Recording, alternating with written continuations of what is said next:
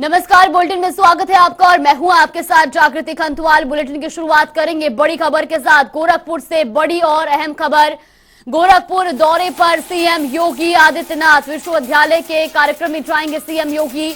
महायोगी गुरु गोरखनाथ आयुष विश्वविद्यालय का कार्यक्रम आयोजित किया गया, जहां पर सीएम योगी आदित्यनाथ शिरकत करेंगे। तो गोरखनाथ मंदिर परिसर में समीक्षा बैठक भी करेंगे सीएम योगी। ये बड़ी और अहम जानकारी।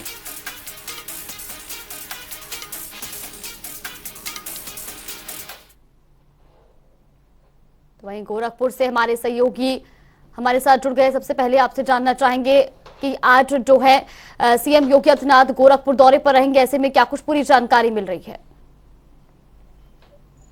जी बिल्कुल आकृति, मैं आपको बता दूं कि मुख्यमंत्री आदित्यनाथ आज भारत में हैं और आपको बता दूं कि गोरखपुर में प्रदेश का पहला आयुष विश्वविद्यालय का आज जो है ओपीडी का शुभारंभ करेंगे मुख्यमंत्री योगी आदित्यनाथ। ये बता दें कि 28 अगस्त 2021 को इसका देश के राष्ट्रपति पूर्व राष्ट्रपति ने इसका शुभारंभ किया था और आज इसके ओपीडी का जो है शुभारंभ होना है, जिसमें मुख्यमंत्री योगी आदित्यनाथ मुख्य अतिथि के तौर पर उपस्थित रहेंगे।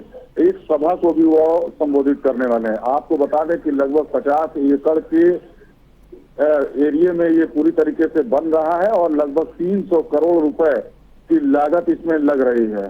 जी आकृति। जी बिल्कुल सुभाष, इसके अलावा ये भी जानना चाहेंगे जिस तरह से जो है वो विश्वविद्यालय के कार्यक्रम में भी शिरकत करेंगे, वहां पर आज क्या कुछ खास रहने वाला है?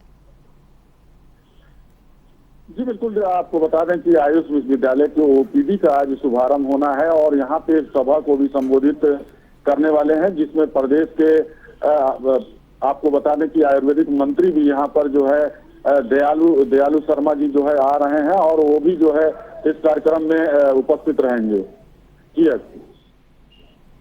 जी बिल्कुल सुभाष, बहुत बहुत धन्यवाद आपका हमारे साथ जुड़ने के लिए और तमाम जानकारी हम तक पहुंचाने के लिए। यहाँ पे रुक करेंगे अगली बड़ी खबर का। बड़ी और अहम जानकारी आपको बता दें, जहां प्रयागराज से बड़ी और अहम जानकारी। केशव प्रसाद मौर्य प्रयागराज दौरे पर रहेंगे। तो वहीं श्रृंगवीरपुरम धाम जाएंगे डिप्टी सीएम। रामायण मेले की सामरिका का लोकार्पण करेंगे। तो केशव प्रसाद मौर्य ये लोकार्पण करेंगे। ये बड़ी और अहम जानकारी आपको बता दें, जहां केशव प्रसाद मौर्य आज प्रयागराज दौरे पर रहेंगे। ये बड़ी और अहम जानकारी।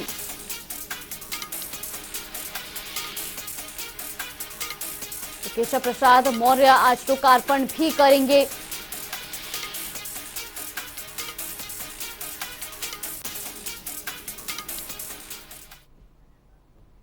और रुक करेंगे अगली बड़ी खबर का। बड़ी और अहम जानकारी आपको बता दें, लखनऊ से। लखनऊ G20 सम्मेलन का आज अंतिम दिन। ये बड़ी और अहम जानकारी आपको बता रही, जहां पर G20 सम्मेलन में आज कई सत्रों में बैठक होगी। तो बैठक के बाद शाम 5 बजे कार्यक्रम का समापन होगा। ऐसे में बैठक में ऑनलाइन फ्रॉड रोकने पर भी मंथन हुआ है। तो वहीं आपको बता दें कि कई देशों के प्रतिनिधि मंडल कर रहे हैं शिरकत। ये बड़ी और अहम जानकारी। G20 सम्मेलन का आज अंतिम दिन। तो आज कई सत्रों की बैठक होनी है और ऐसे में शाम 5 बजे समापन कार्यक्रम भी होगा। इसी खबर पर हमारी सहयोगी तौकीर किदवई हमारे साथ जुड़ गए। तौकीर, सबसे पहले आपसे जानना चाहेंगे, आज G20 का जो है आखिरी दिन है और ऐसे में आज क्या कुछ खास रहने वाला है? जी बिल्कुल, देखिए लखनऊ में जो G20 की मीटिंग चल रही है उसका आज आखिरी दिन है और उसके बाद अब नोएडा और फिर प्रधानमंत्री के संसदीय क्षेत्र बनारस में ये मीटिंग होगी, लेकिन उसमें काफ़ी समय है अभी। फिलहाल लखनऊ की बात की जाए तो जो करीब 143 ऐसे डेलीगेट्स हैं जो लखनऊ पहुंचे हुए थे। 19 देशों के लोग हैं और सबसे बड़ी बात है कि जो कई अलग मुद्दों पे मंथन हुआ है, सबसे अहम मुद्दा जो था वो साइबर से जुड़ा हुआ था कि जिस तरह से साइबर अपराध बढ़ा है, सभी देश इस परेशानी से जूझ रहे हैं। उस पर क्या निर्णय लिया जाए, क्या मंथन किया जाए, इस पर आज पूरी चर्चा हुई। खास बात है कि कई ऐसे जो शोध हुए हैं पीछे साइबर क्राइम को रोकने के लिए, उस पर भी चर्चा हुई, क्योंकि कई ऐसे जो देश हैं उनकी वेबसाइट्स हैक हुई, खासकर जो सरकारी वेबसाइट्स थी वो तक हैक हुई हैं। बड़ा स्कैम चल रहा है, दूर से बैठ के लोग एक दूसरे को चपत लगा रहे हैं। तो ऐसे में इसकी रोकथाम के लिए एक वॉल बनाने की ज़रूरत है, इसी पर चर्चा हुई है। तो फिलहाल उसी साइबर सिक्योरिटी पे पूरा मंथन हुआ और कल हमने देखा था कि यही 143 डेलीगेट्स लखनऊ के अलग अलग इलाकों में यहाँ की जो ऐतिहासिक धरोहरें हैं उनको देखने निकले थे, इमामबाड़ा गए थे, रेजिडेंसी गए थे। तो कल उनकी जो दिनचर्या थी वो मीटिंग के बाद वो अलग अलग पूरे लखनऊ का मजा ले रहे थे, लखनऊ की धरोहरों को निहार रहे थे।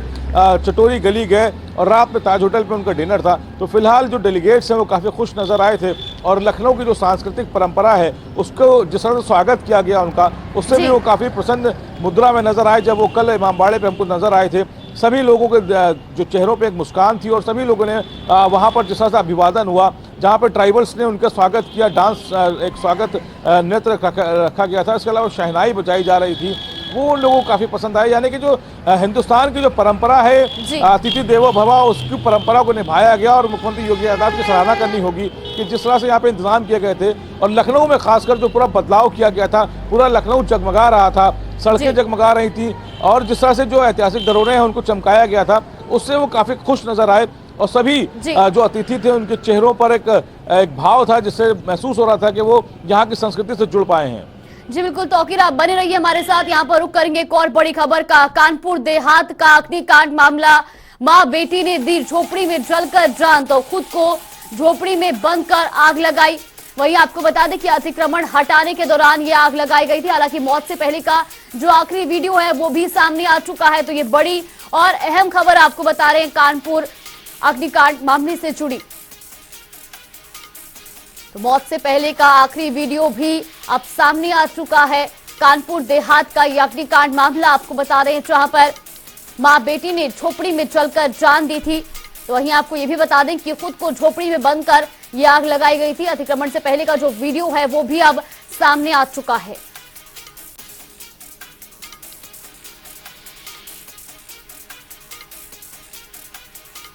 वहीं इसी खबर पर तौकीर किदवई हमारे साथ बने हुए और साथ ही हमारे सहयोगी गौरव शुक्ला भी हमारे साथ जुड़ गए। सबसे पहले तौकीर आपसे जानना चाहेंगे, जिस तरह से कानपुर में अग्निकांड मामला जो है सामने आया है, अब इस पे आगे क्या कुछ कार्रवाई की जा रही है, किस तरह से अब जो है इस पर प्रतिक्रिया सामने आ रही है?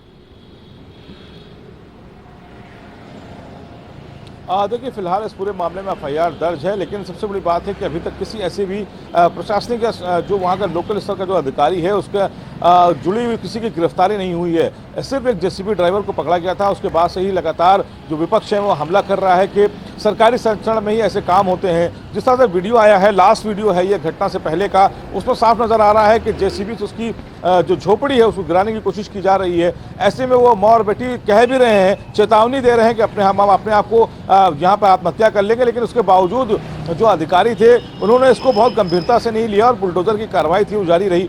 यही वजह है कि उसके बाद उन लोगों ने आग लगा ली और उस जलती हुई झोपड़ी को बुलडोजर से ढा दिया गया।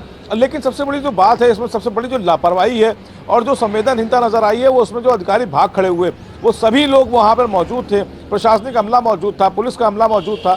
इसके बावजूद वहाँ पर कोई भी ये नहीं ठहरा, किसी ने इस बात की कोशिश नहीं की कि जो उन लोग फंसे हुए हैं उनको निकाला जाए, अगर उनको मदद की जरूरत हो तो अस्पताल पहुंचाया जाए, उनको इलाज पहुंचाया जाए। तो फिलहाल इस तरह की जो वहाँ पे संवेदनहीनता देखने को मिली है वो कहीं ना कहीं अब उस पर कार्रवाई करनी होगी, बड़ी कार्रवाई करनी होगी। और इसके अलावा जो लखनऊ जो कानपुर महोत्सव हुआ वहाँ पर जो डांस का वीडियो आया है वहाँ पर की डीएम नेहा जैन का और इसके अलावा वहाँ के जो एसपी हैं बीबीजीटीएस मूर्ति, उनका जो गाना गाते हुए वीडियो आया, ये कहीं ना कहीं शासन प्रशासन के जो वो अधिकारी हैं जो सत्ता को खुश करने के लिए लगातार इस तरह की कोशिशें करते रहते हैं। अब इन पर जल्द एक बड़ी कार्रवाई करनी चाहिए, क्योंकि ये बताया जा रहा है कि ये माँ बेटी और जो खासकर जो दीक्षित परिवार है, जो पीड़ित परिवार है, वो डीएम से मिलने गया था, लेकिन उन्होंने उसको धुतकार के भगा दिया था। लेकिन वहां पर उनका डांस करते हुए वीडियो वायरल हो रहा है, यानी कि वो मनोरंजन के लिए रखे गए थे।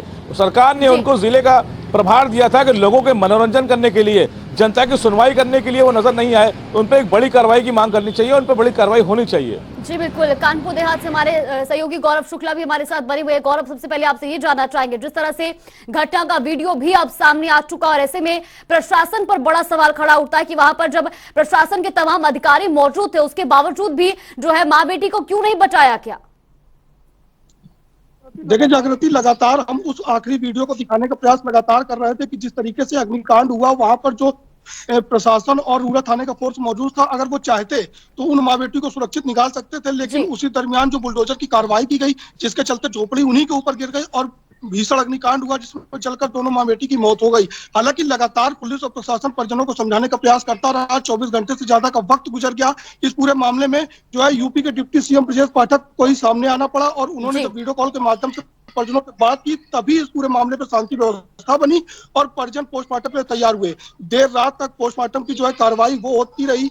जो है मंडला आयुक्त है, एडीजी है, तमाम पुलिस फोर्स जो है वो अकबरपुर के पोस्टमार्टम हाउस में मौजूद रहा और पैनल के साथ वीडियोग्राफी के माध्यम से जब ये पोस्टमार्टम हुआ, इसके बाद देर रात शव को उनके पैतृक गांव मड़ौली जहां पर ये घटनाक्रम हुआ था वहां ले जाया गया और इसके बाद प्रशासन और पुलिस लगातार इस जद्दोजहद में लगा रहा कि जल्द से जल्द इस पूरे मामले की कार्रवाई करते हुए अंतिम संस्कार किया जा सके।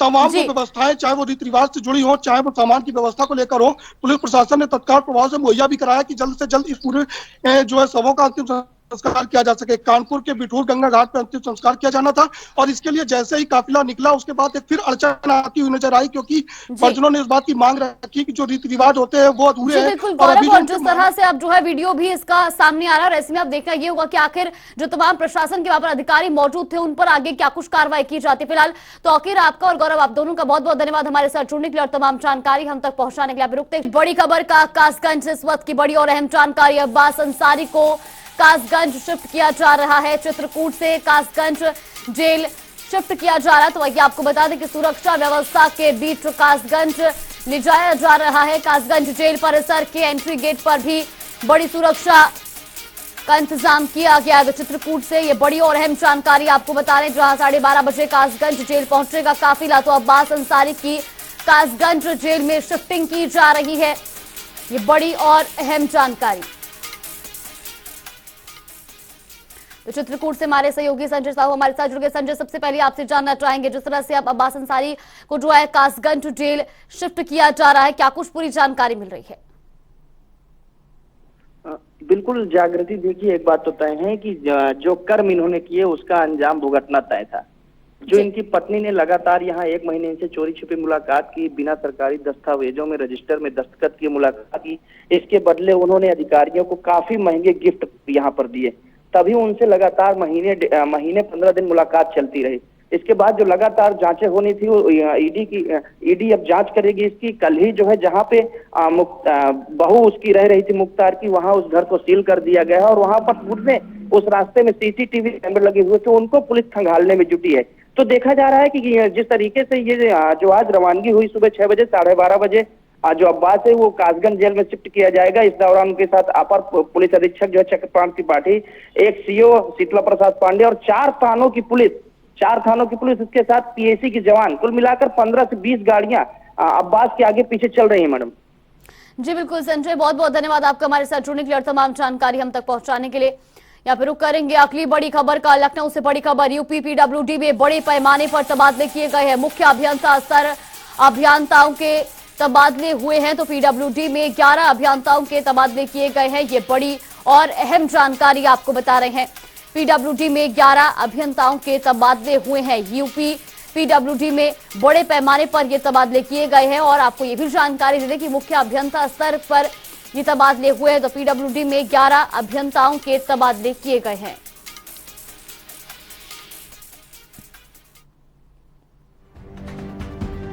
राधेश्याम शर्मा मुख्य अभियंता देवी पाटन क्षेत्र गोंडा बने।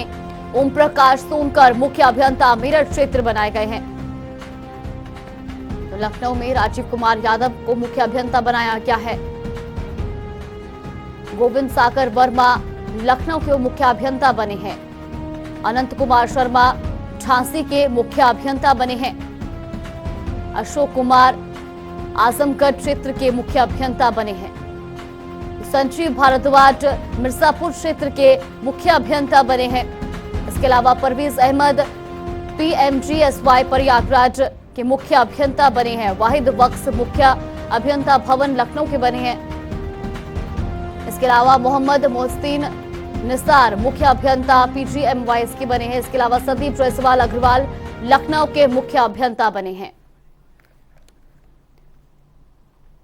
और इसी बीच रुक करेंगे बड़ी खबर का। लखनऊ से बड़ी खबर, सांसदों का रिपोर्ट कार्ड तैयार कर रही बीजेपी। गोपनीय ढंग से सभी लोकसभा क्षेत्रों में हो रहा सर्वे।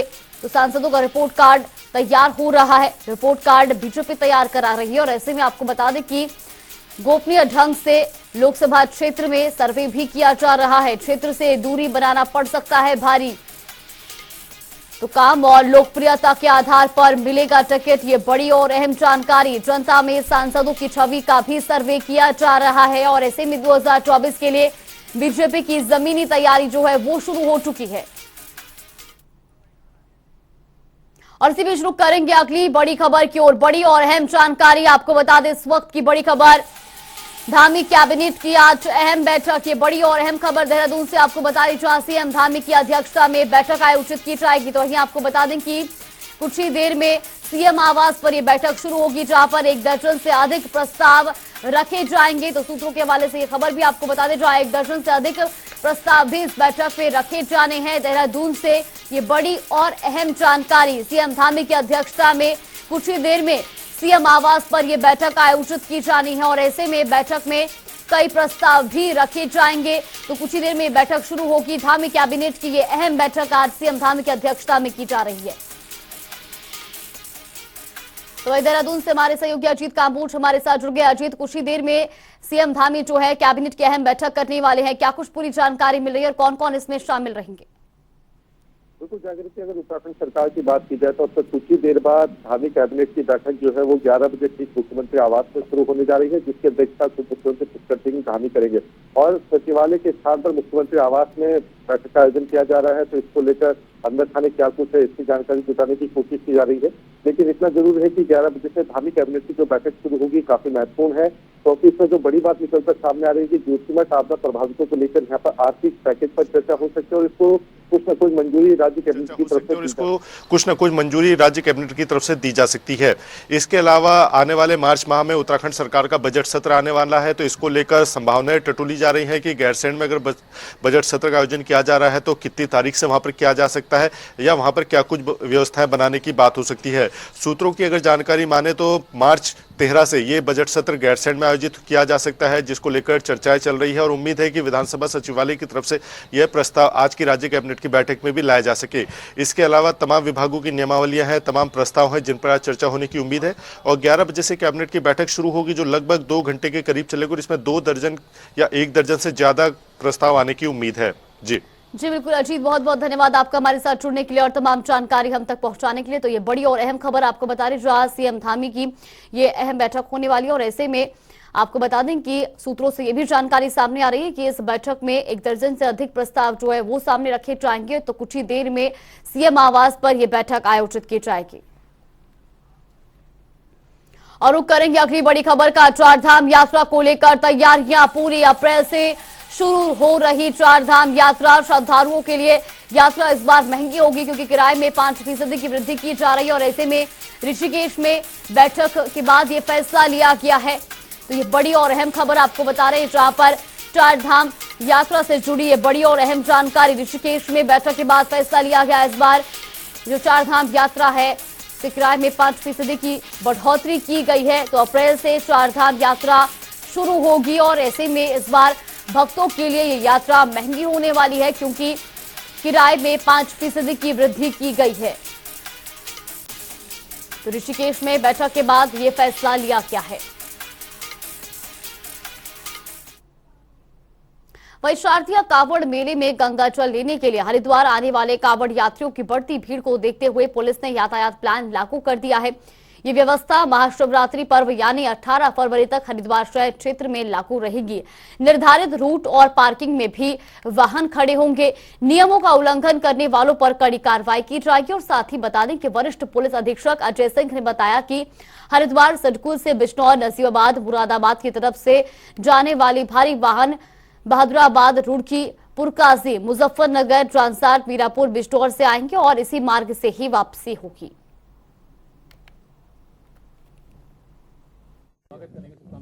नहीं, हर बार हम लोग कोशिश करते हैं कि कांवड़ यात्रा सबकी अच्छी हो, भगवान भोलेनाथ की कृपा सब पर बनी रहे। हम लोग प्रयास करेंगे पूरी तरह से कि सबकी यात्रा अच्छी हो, सरल हो, सुगम हो और भगवान उनकी मनोकामना पूर्ण करें। नहीं, हर बार हम लोग कोशिश करते हैं कि कांवड़ यात्रा सबकी अच्छी हो, भगवान भोलेनाथ की कृपा सब पर बनी रहे। हम लोग प्रयास करेंगे पूरी तरह से कि सबकी यात्रा। वहीं उत्तराखंड में पेपर लीक मामला थमने का नाम नहीं ले रहा। छात्र समेत विपक्ष लगातार सड़कों पर है। इसके साथ ही अंकिता भंडारी हत्याकांड पर भी सियासत तेज है। इन्हीं सभी मुद्दों को लेकर बीजेपी के उत्तराखंड प्रभारी दुष्यंत कुमार गौतम ने क्या कुछ कहा, उनसे हमारे संवाददाता ने जब बात की वो भी आपको सुनवाते हैं। पेपर लीक का मामला थमने का नाम नहीं ले रहा है। विपक्ष लगातार इस पर हंगामा कर रहा है। सरकार ने कानून सख्त बनाया है, जिस नकल कानून के रूप में हम देख रहे हैं। इन सभी मसले पर बात करने के लिए दुष्यंत कुमार गौतम प्रदेश प्रभारी हमारे साथ मौजूद है। सर, बहुत बहुत स्वागत है आपका जनता टीवी पर। किस तरह से देखते हैं, कांग्रेस का हंगामा खत्म होने का नाम नहीं ले रहा? देखिए, कांग्रेस पे कोई मुद्दा ही नहीं है, इसलिए कांग्रेस कहीं ना कहीं आड़ में है, जनता की आड़ में, या ऐसे इशू जिसका सॉल्यूशन हो चुका है, अपनी राजनीतिक रोटियां सेकने का काम कर रहा है। इससे सख्त कानून कभी भी पहले नहीं बना है और सख्त से सख्त कानून बना रही है सरकार, पारदर्शिता से काम कर रही है। पेपर लीक मामला जहां तक है, अब मेरे ख्याल में मुझे लगता है कि सरकार को जो कदम उठाना चाहिए, उस पर जो क्रियान्वयन होना चाहिए, वो सरकार करने के लिए तैयार है। और सामाजिक बुराइयां भी चलती रहेंगी, सरकारें भी चलती रहेंगी, कानून अपने भी पालन करता रहेगा और रोकने का काम करेगा सारा। तो मुझे लगता है कि अब राजनीति करने की आवश्यकता नहीं है। सारे विद्यार्थी के जितने भी ग्रुप हैं, सारे संतुष्ट हैं। मुख्यमंत्री से मिलकर भी आए, उनको आश्वासन में दिया है कि हम आपके बनाए हुए कानून को, उससे मुझे लगता है बहुत सुधार भी होगा। एक मसला है सर, अंकिता भंडारी का कोर्ट में मामला विचाराधीन है, मगर विपक्ष लगातार सरकार से सवाल कर रहा है कि सरकार का उस तरह का रुख नहीं रहा जिस तरह का होना चाहिए था। विपक्ष को चाहिए, जहां लगता है कि उनकी राजनीति अच्छी चल पाएगी और वो अच्छा पिकअप कर पाएंगे, तो कोर्ट में जाना चाहिए, कुछ तथ्य लेके जाएं और तथ्य को आके जनता को बताएं। देखिए कि हमने ये किया है और हमने ये करना था और ये हो गया, कुछ बताए ना। गुमराह कर वोट बैंक की राजनीति करना, मुझे लगता है किसी के घर का बच्चा गया है, उसके साथ में घटना घटी है, दुर्भाग्यपूर्ण है, और न्यायपालिका अपना काम करेगी। बार बार उसको हरा करना, उस पे अपनी राजनीति रोटियां सेकना, मुझे लगता है कि मानवता के विरुद्ध है। एक सर, आज उत्तर प्रदेश से एक खबर सामने आई कानपुर से, जिसने सबको दिल दहला दिया। उत्तर प्रदेश में योगी सरकार है जो लगातार महिलाओं की सुरक्षा के लिए ठोस कदम उठा रही है, मगर कहीं ना कहीं जो मामला सामने आया उसने सबका दिल दहला दिया। इसे किस तरह से देखते हैं? जाहिर सी बात है, सरकार ने अपना दायित्व निभाया है, अधिकारियों को बर्खास्त कराया, पर क्या इतना संतुष्ट है लोग? संतुष्ट हैं आपसे लगता है आपकी सरकार से? देखिएगा, अतिक्रमण हटाने के लिए वहाँ पर जो भी गए थे, उन्होंने जिस प्रकार से कार्यक्रम काम किया है, मुझे लगता है बहुत घिनौना है, निंदा करनी चाहिए इसकी। माँ बेटियों का उसके अंदर जल जाना, मेरे ख्याल इससे घिनौना अपराध नहीं हो सकता, और सरकार ने प्राथमिकता पर केस दर्ज किया है, सस्पेंड करने को सस्पेंड किया गया है, कानून अपनी कार्रवाई कर रहा है और जो पीड़ित हैं उनको न्याय मिलेगा। बहुत बहुत शुक्रिया हमसे बात करने के लिए। दुष्यंत कुमार गौतम जी हमारे साथ थे, जिनका साफ तौर से कहना था कि नकल के खिलाफ उत्तराखंड में एक सख्त कानून सरकार ने बनाया है, जिसकी जितनी प्रशंसा की जाए वो कम है, और जिस तरह से विपक्ष लगातार हमलावर है और सड़कों पर उतर रहा है, उसका उतरना बेबुनियाद है। कैमरा पर्सन आकाश के साथ केशव पांचाल, जनता टीवी, दिल्ली। चलिए, बुलेटिन में फिलहाल के लिए बस इतना ही। आप बने रहिए हमारे साथ। नमस्कार।